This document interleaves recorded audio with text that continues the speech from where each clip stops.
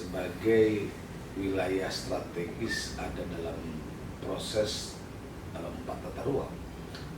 Kabupaten Serang dengan memiliki sumber daya alam yang bagus, kaitan pertama adalah sumber daya alam, adanya pertanian, adanya investasi industri, adanya kelautan, dan juga tentu perdagangan. Nah, beberapa hal ini tentu menjadi bagian yang hari ini juga menjadi ibu kota penyangga Provinsi Banten, Kabupaten Serang. Ada beberapa banyak legasi yang saya keluarkan. Yang pertama, bahwa di tahun 2011 saya tetapkan pusat pemerintahan Kabupaten Serang karena lahirnya Provinsi Banten, ibu kota itu harus di Kota Serang. Betul. Sehingga Kota Serang kita lahirkan, ibu kota.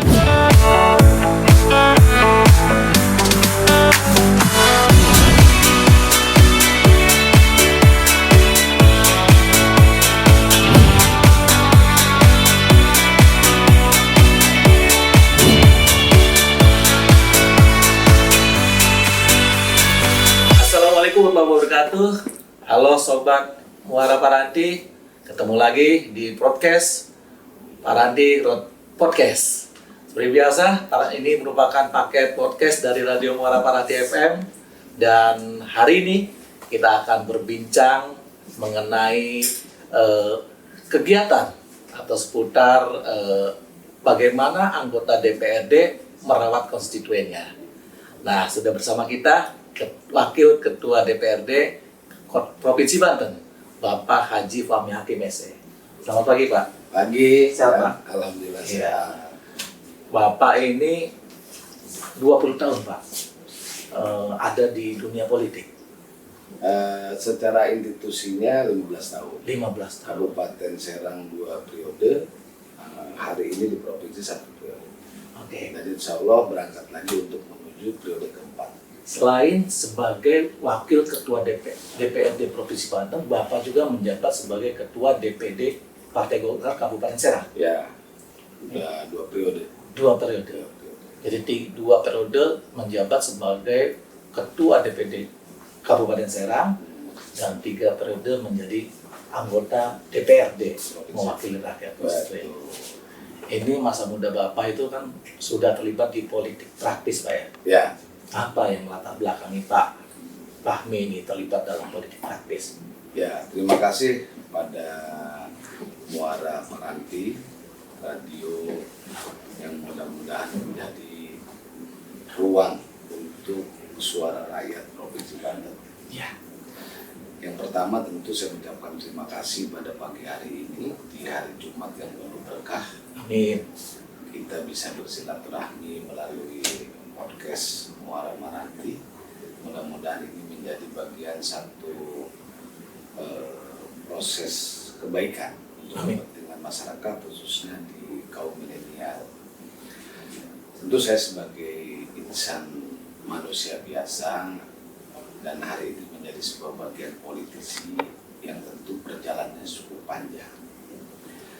Di umur 25 tahun saya menikah dan disitulah saya mulai meniti karir di Partai Golkar. 25 tahun saya masuk di struktur Partai Golkar melalui pengurus PD, desa, melalui proses ketua kecamatan, sampai pada wakil sekretaris DPD Partai Golkar, dan sampai hari ini menjadi ketua DPD Partai Golkar.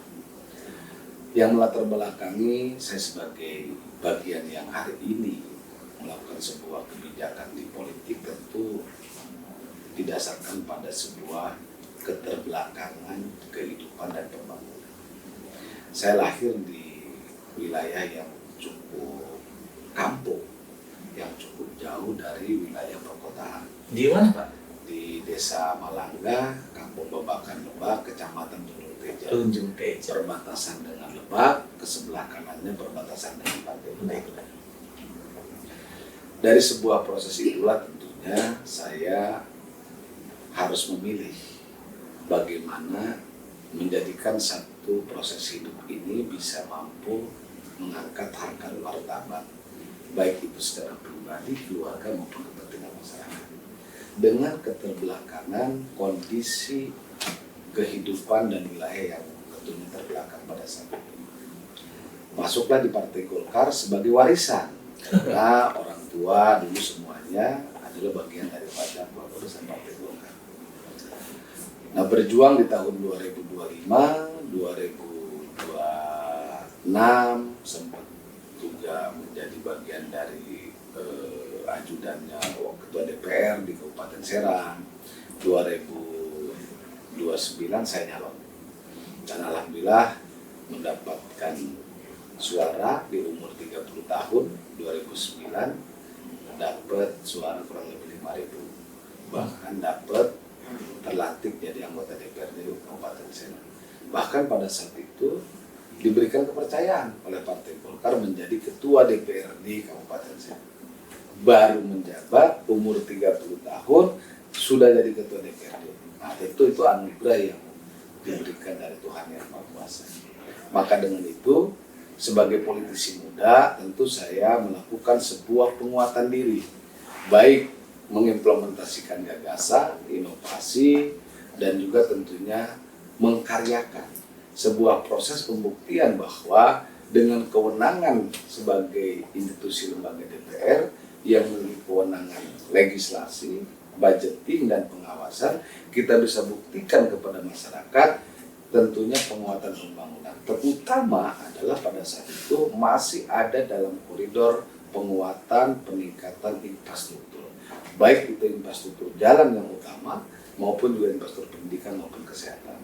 Alhamdulillah 5 tahun menjadi Ketua DPRD, berubahlah tempat lahir saya, berubahlah beberapa wilayah Kabupaten Serang, dan sampai saya menerbitkan, menggagas adanya Perda Percepatan Infrastruktur. Dan alhamdulillah sampai hari ini khusus di Kabupaten Serang sudah hampir tuntas, jalan-jalan sudah betonisasi semua. Nah, itulah beberapa proses yang tentunya menjadi bagian dari sebuah perjalanan. Walaupun itu tidak mudah, Betul, Pak. Dinamikanya, penguatannya, karena kita punya semangat juang, karena kita ingin keluar dari sebuah proses ketertinggalan, karena kita ingin meniatkan diri ibadah, ya alhamdulillah perjalanan itu ada dalam ridha Allah Subhanahu wa Ta'ala. Ya, artinya berangkat dari keluarga besar Partai Golkar, Pak ya. Partai Golkar, terus lantas melihat kondisinya juga. Kondisi Kabupaten Serang pada waktu itu mungkin pembangunannya tidak seperti ini. Ya, betul. Lantas Bapak terpanggil untuk terlibat dalam konsentrasi politik. Betul. Selama 10 tahun menjabat sebagai anggota, bahkan Ketua DPRD Kabupaten Serang sudah banyak. Sejauh ini seperti apa kondisinya, Pak? Ya, tentu legacy yang saya lakukan pada saat itu banyak hal yang kita coba lakukan dalam rangka bagaimana Kabupaten Serang daerah sebagai wilayah strategis ada dalam proses 4 tata ruang. Kabupaten Serang dengan memiliki sumber daya alam yang bagus, kaitan pertama adalah sumber daya alam, adanya pertanian, adanya investasi industri, adanya kelautan, dan juga itu perdagangan. Nah, beberapa hal ini tentu menjadi bagian yang hari ini juga menjadi ibu kota penyangga Provinsi Banten, Kabupaten Serang. Ada beberapa banyak legacy yang saya keluarkan. Yang pertama, bahwa di tahun 2011 saya tetapkan pusat pemerintahan Kabupaten Serang karena lahirnya Provinsi Banten, ibu kota itu harus di Kota Serang. Betul. Sehingga Kota Serang kita lahirkan, ibu kota Kabupaten Serang saya tempatkan di Keserangan Jeruas. Itu legacy saya sebagai Ketua DPRD. Yang kedua, bagaimana mempercepat terhadap aspek pembangunan khususnya dari sarana prasarana. Tadi jalan-jalan hampir hari ini sudah tertuntas. Kedua, penguatan ambulan di setiap desa kita lakukan. Terus juga ketiga, bagaimana juga kita menguatkan perekonomian, menekan pengangguran dengan investasi, UMKM. Dan terakhir saya juga lakukan dengan pemerintah Kabupaten Serang dalam hal ini Bu Tatu, kebetulan sebagai kader terbaik dari Partai Golkar. Dan di tempatan kita juga memberikan penghargaan terhadap seluruh komponen masyarakat yang telah ikut serta membangun Kabupaten Serang secara khusus. Bagaimana guru ngaji kita kasih insentif, pemandi jenazah kita kasih insentif, bagaimana kader-kader posyandu, kader-kader yang lainnya kita kasih insentif. bagaimana kita bicara juga penguatan untuk RT RW, kita kasih insentif. Sampai hari ini kita lakukan biaya beasiswa buat anak-anak tidak mampu di Kabupaten Serang maupun beasiswa. Nah, inilah satu kebijakan program Partai Golkar yang diinisiasi dengan kader-kadernya, diimplementasikan oleh pemerintah Kabupaten Serang melalui koridor sesuai aturan hukum yang ada, dan alhamdulillah bisa terwujud dengan baik. Saya memang melihat Kabupaten Serang ini progresnya sangat cepat. Dari yang daerah biasa saja sekarang dengan ukuran UMK saja Kabupaten Serang luar biasa. Bahkan dikenal dengan investasi yang sangat tinggi, industrialnya maju sekali. Ini kan sangat menunjang pertumbuhan ekonomi gitu ya. Ini tapi tantangannya apa Pak pada waktu Bapak ini masuk bahkan menjadi ketua DPRD yang relatif usia muda itu. Karena Partai Golkar kan kita kenal sebagai partai yang... Saya pada saat itu juga tidak menyangka bahwa saya dipercaya oleh partai untuk memimpin lembaga DPR dengan umur 30 tahun dan belum begitu banyak pengalaman dalam proses penyelenggaraan pemerintah.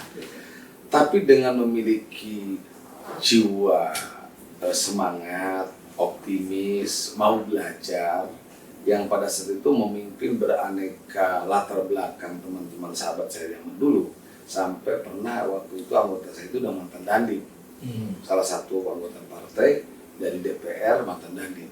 Saya baru masuk. Nah, tentu dinamikanya tentu perlu mental, perlu keyakinan dan keoptimisan. Dengan kita sebagai fitrah manusia anak kampung yang diajari oleh orang tua, mengaji di pondok-pondok salafi, etika, adab, komunikasi, silaturahmi dibangun, alhamdulillah sampai 5 tahun tuntas saya menjadi ketua DPRD. Bahkan dipercaya lagi. Nah, ini tentunya menjadi salah satu bagian, termasuk hari ini juga saya di provinsi baru masuk 2019. Betul. Bahkan dipercaya juga menjadi pimpinan DPRD Kabupaten Serang. Nah, tentu ini saya kira menjadi penguatan bagi anak-anak milenial hari ini, anak-anak generasi Z, bahwa di politik itu bukan barang yang tabu. Bahwa politik itu menjadi sarana bagi kita dalam rangka pengabdian maupun juga mengimplementasikan gagasan dan pemikiran kita bersama untuk melakukan proses pembangunan dalam rangka untuk mensejahterakan masyarakat. Nah, itu inti menjadi bagian. Karena dulu saya sering menyampaikan kepada diri saya dan kawan-kawan bahwa khairun nas anfa'uhum linnas, sebaik-baiknya manusia, sebaik-baiknya partai, sebaik-baiknya kehidupan yang bermanfaat untuk kepentingan masyarakat. Nah, perwujudan itu menjadi bagian. Sehingga 2009 saya memiliki suara 5.000, 2014 pemilu saya memiliki 11.000, 2019 saya mendapatkan suara kepercayaan dari masyarakat 57.000. Semakin meningkat. Artinya bahwa saya sebagai politisi tentu diterima oleh masyarakat dan juga bisa mampu mengabdikan dirinya untuk proses pembangunan yang bisa dirasakan oleh masyarakat. Yang tadinya jalannya becek jadi baik. Yang tadinya di sini tidak ada perekonomian, tumbuh perekonomian. Yang tadinya nganggur menjadi bekerja. Yang tadinya mereka kehidupannya jauh, sekarang lebih baik. Nah, tentu itulah semangat juang kita. Karena kita harus sadari betul bahwa sumber daya alam Provinsi Banten, Kabupaten Serang, ini adalah anugerah dari Tuhan. Dan kita harus sadar betul bahwa Provinsi Banten merupakan titisan warisan dari Kesultanan Maulana Hasanuddin Banten. Nah, inilah yang harus kita implementasikan kepada masyarakat, bahwa pemerintah hadir untuk membangun masyarakat agar senantiasa lahirnya Banten dilahirkan oleh para aulia, para sultan, tentu untuk mensejahterakan masyarakat Banten.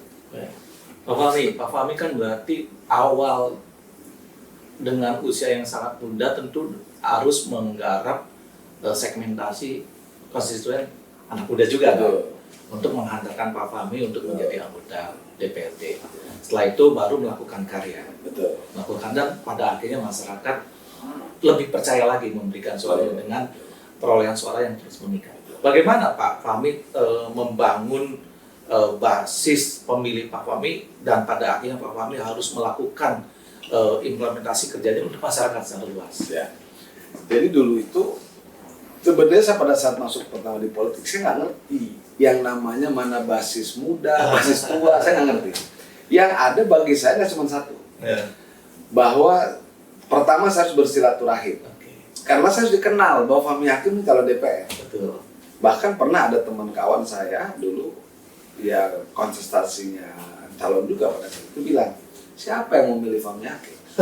Anak kecil baru ini udah DPR, kan? Betul. Pada waktu itu persaingan di partainya juga luar biasa, luar biasa. Karena saya junior. Betul. Nah, saya paling muda. Saya buktikan pada saat itu bahwa anak muda bisa mampu memiliki karya. Nah, sehingga segmen pada saat itu bagaimana saya mendekati proses orang tua menjadi panutan, bagaimana mendekati anak-anak muda menjadi bagian dari sebuah perubahan nasib pada saat itu. Karena zaman dulu yang namanya di kampung, mau kemana aja, mau ada kegiatan apa saja, harus dulu kita jual daun salam, harus juga dulu jual daun, harus biaya lah. Wah, pokoknya manggulin padi dan sebagainya pada saat itu. Nah, artinya saya sampaikan pada kawan-kawan bahwa hari ini kita berjuang untuk apa? Merubah nasib. Jelas ayatnya, innallaha la ghayru biqaumin hatta yughayyiru bi anfusihim. Allah tidak akan pernah merubah nasib suatu kaum selain kaumnya yang berubah.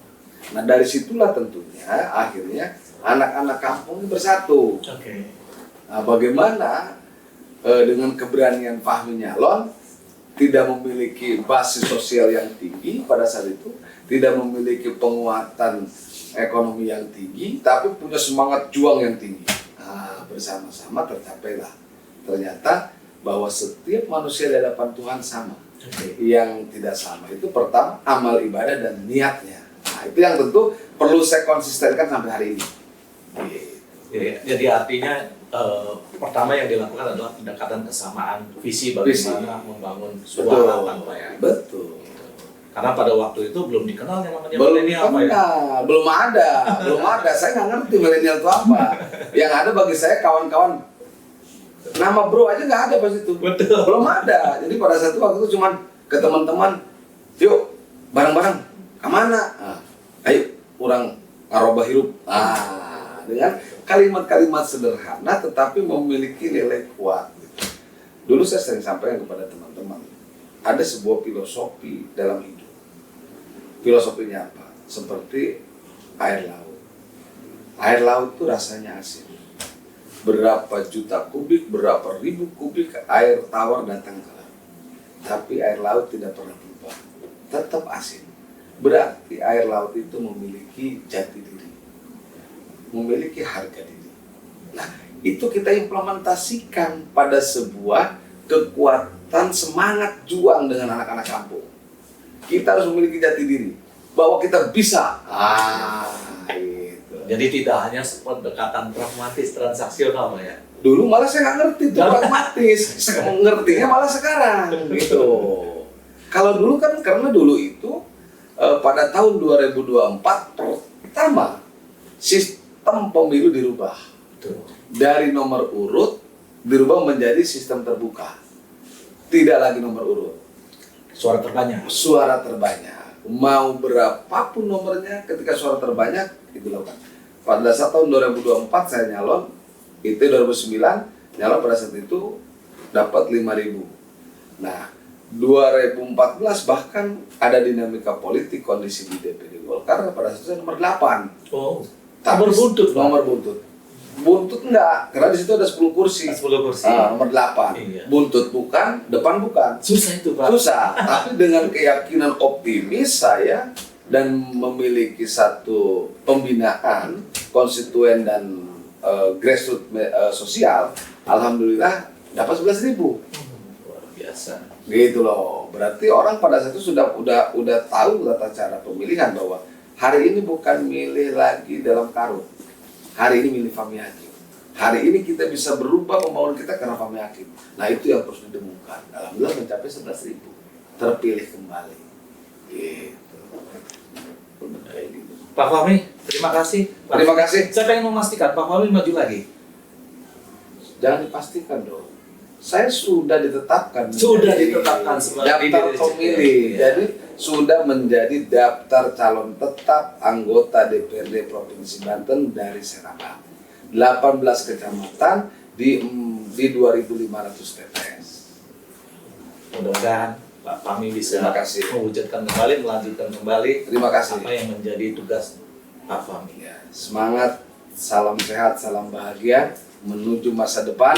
Kita bersama-sama, mudah-mudahan apa yang saya karyakan, apa yang saya bangun dengan niatan ibadah bisa menjadi kepercayaan buat masyarakat kembali untuk memilih saya. Luar biasa. Saya harus apresiasi. Terima kasih. Terima kasih. Baik Sobat Podcast, demikian podcast dari Radio Muara Paranti bersama Wakil Ketua DPRD Provinsi Banten, Bapak Haji Fahmi Hakim, SC. Kita ketemu lagi di lain waktu. Assalamualaikum warahmatullahi wabarakatuh. Assalamualaikum warahmatullahi wabarakatuh.